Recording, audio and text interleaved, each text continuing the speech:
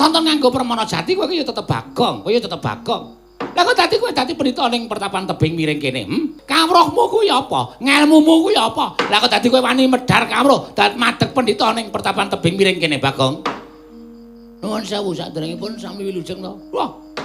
Telat wis rembugan apik-apik kon lagi mbagekake. Ayo tata kramane. Slamet tek aku. Rekana Pati Sengkuni wilujeng. Iya, slamet Bagong. Syukur. Wigatosipun menapa rawuh wonten mriki sampun ngantos duka-duka. Ingkang prasaja kemawon lan ingkang semelehing penggalih sampun ngantos mangina. Dateng kula anggen kula mapan wonten ing pertapan tebing miring mriki. Ngene Bagong. Ngerti yen to Praptaku ning papan kene iki ora saka karepmu dhewe. Nang aku dapur diutus dening anak Prabu Duryudana.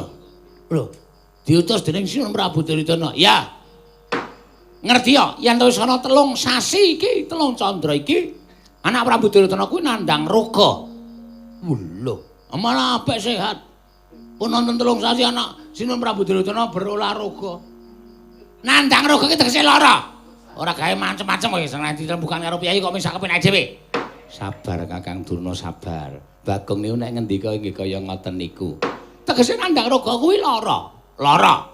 Mangke nalika semana anak Prabu Duryudana tumuli paring dawuh karo aku. Ingkang bisa nambani karo gerahe Sinun Prabu Duryudana kuwi mung kowe. Kowe ingkang madheg pendhita ana ing pertapan tebing miring. Mula wektu dina iki sawanku utawa praptaku utawa rawuhku ning pertapan tebing miring kene mung ingkang wigati mboyong kelawan kowe ana ing negara Ngastina.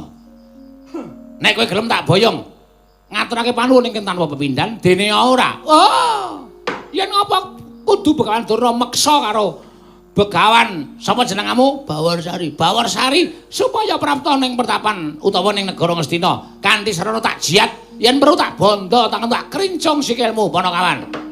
Nek ngono rawuhmu ana ing kene sejatine wing arep gawe geger papan sing tentrem, gawe rame papan sing becik Begawan Durna. Nek niate Prabu Duryudana iki arep golek tamba, kuwi ya ora kok aku dijiat mrana. Ning kudu Prabu Duryudana rawuh ana ing pertapan tebing miring kene.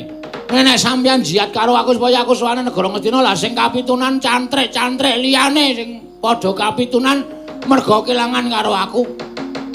Mula wektu dina iki rasa kokean gunung sing tanpa guna. Sampeyan gelem lunga saka papan kene apa ora? Nek ora gelem lunga saka papan kene, aku sing ora nrimake. Anak buahku Anoman sing bakal ngrampungi karo kowe.